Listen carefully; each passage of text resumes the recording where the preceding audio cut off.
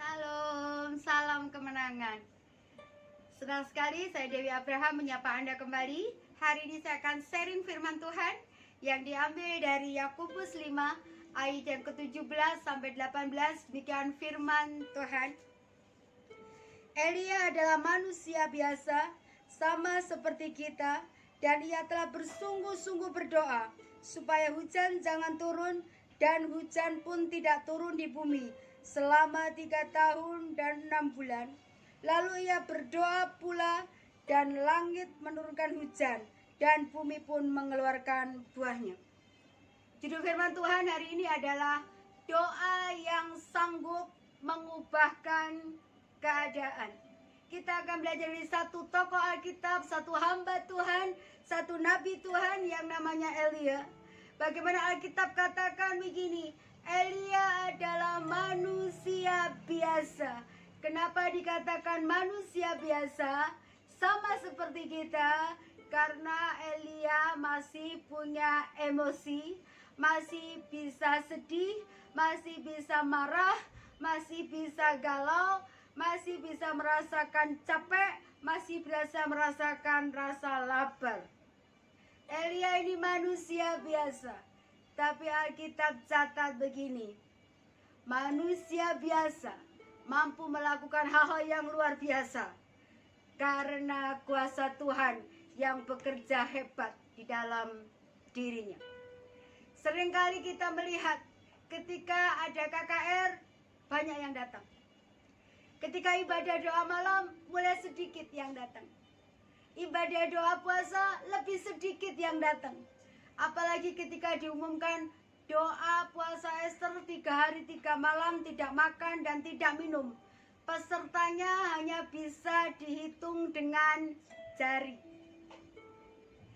Kita melihat bagaimana doa seorang Elia bisa mengubahkan keadaan.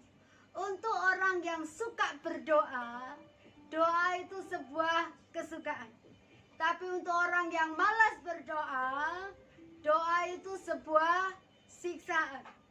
Tapi Elia lewat doanya mampu melakukan sesuatu yang luar biasa. Seringkali orang menganggap bahwa doa itu pilihan yang terakhir. Misalnya orang sakit sudah pergi kemana-mana belum sembuh, menyerah begini. Ya sudah, berdoa saja. Harusnya doa itu merupakan prioritas yang utama dan terutama di dalam hidup kita. Saya diberkati dengan statement almarhum Bill Graham, katakan begini, tidak ada sesuatu yang kita bisa buat yang hebat tanpa doa yang kuat. Doa Elia bisa mengubahkan keadaan. Kita akan belajar rahasianya. Mengapa? Yang pertama, doa Elia adalah doa yang sungguh-sungguh. Sungguh-sungguh itu bicara fokus. Sungguh-sungguh itu bicara serius. Kalau sudah baca 1 Raja-Raja 18 ayat 41, 42. Bagaimana posisi Elia ketika berdoa? Kepalanya diletakkan di antara dua lututnya. Artinya apa? Elia berdoa itu fokus hanya sama Tuhan. Kita sebagai orang percaya, ketika kita berdoa, area peperangan yang terberat itu ada di pikiran. Kadang-kadang sementara kita berdoa, bisa mengingat hal-hal yang lain. Ibu-ibu kadang-kadang bisa berdoa, tapi tiba-tiba ingat kompor yang belum dimatikan dan yang lain-lain. Harusnya begini, ketika kita berdoa, fokuslah sama Tuhan. Karena ketika kita berdoa, kita sedang menghadap Tuhan. Ketika kita berdoa, sadari, kita sedang berhadapan dengan kuasa dari tempat yang maha tinggi. Ketika kita berdoa, harusnya kita sungguh-sungguh. Harusnya kita serius. Tanggalkan semua yang tidak perlu dan fokuslah hanya kepada Tuhan. Yesus pribadi yang sungguh-sungguh berdoa. Lukas 22 ayat 44 catat begini, ketika Yesus sungguh-sungguh berdoa. Jadi ketika kita berdoa, ada harga yang harus kita bahaya. Jangan pakai alasan begini, roh memang penurut, tetapi daging itu lemah. Kalau kita ngikuti yang namanya daging itu hanya membawa kita kepada kebinasaan. Tapi kalau kita mengikuti kehidupan Roh Kudus, tuntunan Roh Kudus, kita akan menjadi pribadi yang senantiasa suka berdoa. Yang kedua, mengapa doa Elia bisa mengubahkan keadaan? Elia itu berdoanya komitmen dan konsisten, terus menerus. Doa yang tidak berkeputusan. Jangan pernah Anda kecewa dan lemah ketika doa Anda belum dijawab. Saya sudah berdoa untuk suami saya, Bu Dewi, 5 tahun belum bertobat. Saya sudah berdoa 10 tahun, anak saya masih berontak. Dengarkan baik-baik. Jangan pernah batasi Tuhan dengan waktu dan cara kita berpikir. Ketika kita terus berdoa dan tetap berdoa, Lukas 18 ayat 7 catat begini. Tuhan tidak akan pernah membiarkan orang benarnya yang berseru-seru siang dan malam. Pastikan dia akan menjawab doa kita. Tetaplah berdoa dan terus berdoa sampai mujizat Tuhan turun di dalam hidup kita. Bagaimana ketika seorang Elia menyuruh bujangnya, asistennya kalau bahasa sekarang, bukan hanya sekali, 2 kali, 5 kali, tapi sampai ke 7 kali. Ternyata begini, ketaatan itu yang bisa membuat kita melihat kuasa Tuhan. Yang ketiga, mengapa doa Elia mengubahkan keadaan? Karena Elia berdoa dengan iman yang sepenuh kepada Tuhan. Karena Elia berdoa dengan iman yang sepenuhnya percaya dan berharap kepada Tuhan. 1 Yohanes 5 ayat 14 catat begini. Ketika kita berani percaya, ketika kita berani beriman, maka Tuhan lakukan sesuatu dalam hidup kita. Kita flashback 1 Raja 18 ayat 41 dan ayat 44. Belum terjadi, tapi Elia berani percaya. Elia bisa bilang begini, belum hujan, belum terjadi apa-apa, tapi imannya mulai bekerja. Dia katakan begini, sudahlah Ahab, makan minumlah. Cerah hujan sudah mulai terdengar. Belum terjadi, tapi berani melangkah. Itu yang namanya iman. Dan kita bisa melihat Elia, orang yang biasa, dipakai Tuhan luar biasa. Karena imannya bekerja dengan maksimal. Saya akan saksikan satu kesaksian. Saya sudah izin sama gembalanya. Kesaksian ini ada di daerah Jawa Timur. Pada saat itu daerah itu mengalami yang namanya kekeringan. Karena hujan tidak turun sudah beberapa lamanya. Tanah menjadi kering, panen gagal. Semua tidak bisa diharapkan. Ladang pun tidak menghasilkan. Akhirnya gembalanya sudah berunding sama diaken atau majelisnya. Kita nggak bisa begini terus. Kita ambil doa puasa supaya belas kasihan turun atas daerah kita, sehingga hujan turun dan masyarakat bisa bercocok tanam kembali.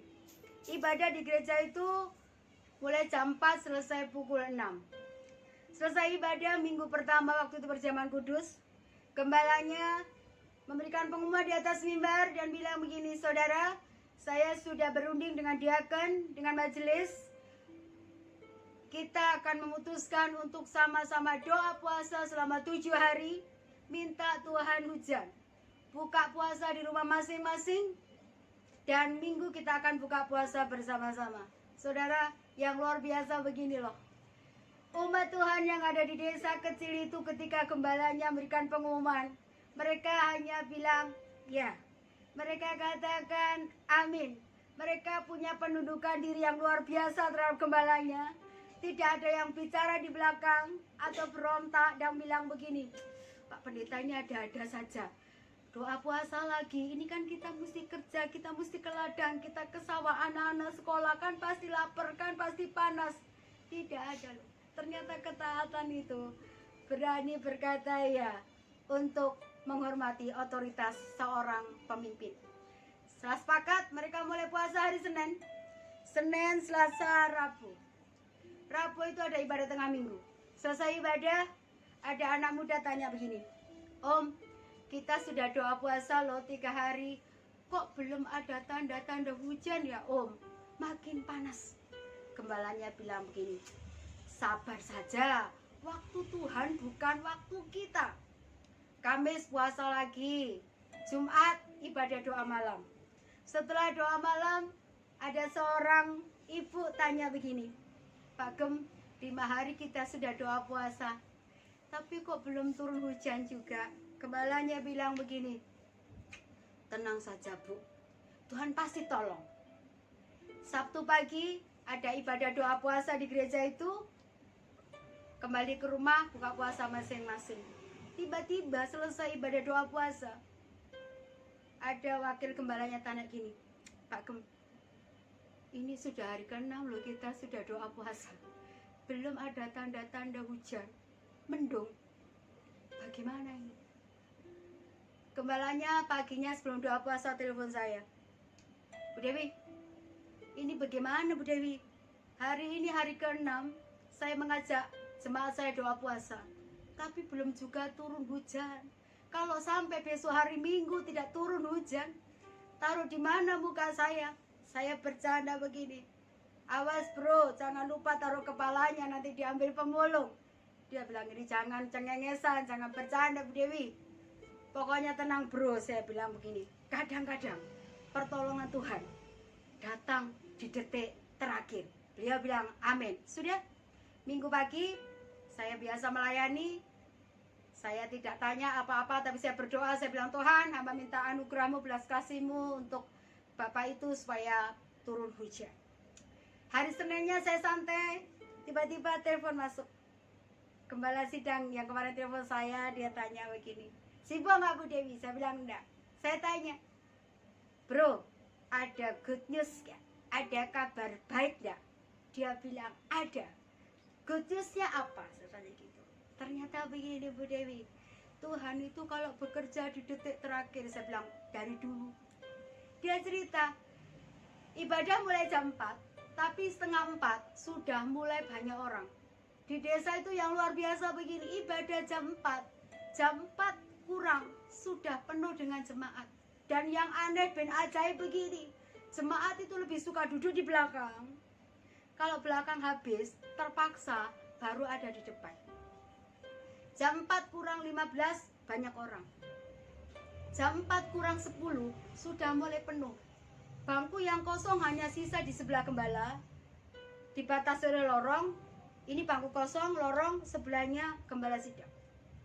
Jam 4 kurang 10 tiba-tiba dari belakang ada seorang oma-oma, mereka panggil di kampung itu ai atau nenek gitu.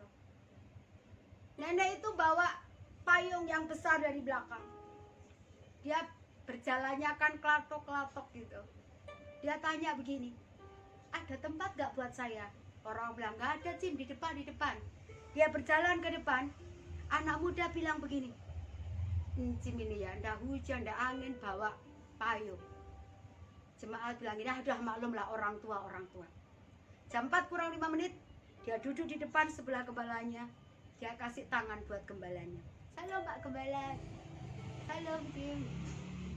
Gembalanya tanya begini, loh Cim, kok bawa payung?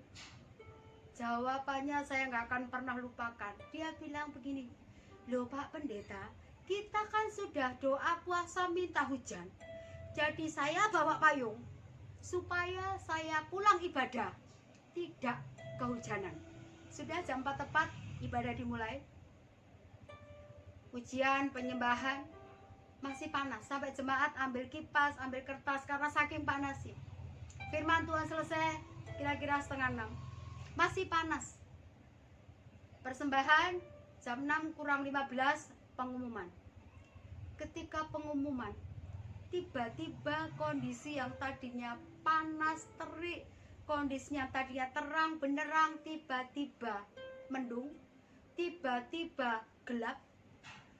jam 6:05 sebelum doa berkat, tiba-tiba hujan turun dengan derasnya, bres bres bres. Saudara tahu reaksi oma nenek tua AI tadi? Di depan dia loncat tanpa malu-malu, dia bilang begini, hore hujan toh, terima kasih Tuhan Yesus, saya pulang tidak kehujanan. Dengarkan baik-baik, kenapa hujan bisa turun? Tuhan melihat iman seorang nenek tua itu.